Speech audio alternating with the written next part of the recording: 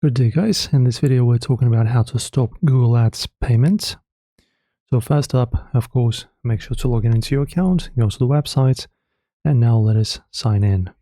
Alright, and you'll be dropped to this page. So this is our page where all the settings reside, where we see all of our info, our balance, everything else. And now if you wish to control your billing and payments, you go to the admin panel, and in here navigate to account settings. And now depending on the state of your account, if for example your ads are active or not, but in general you're looking for a account status. In here, as you can see, my account is active. So this is pretty much going to be the very beginning of your ads. And if you don't want to perform any billings, you wish to deactivate them, as you can see mine are activated, you just press on this cancel my account button and immediately, almost immediately, maybe after a few confirmations, your Google Ads account will stop, of course, managing your funds. And yeah, your money won't be managed through Google Ads.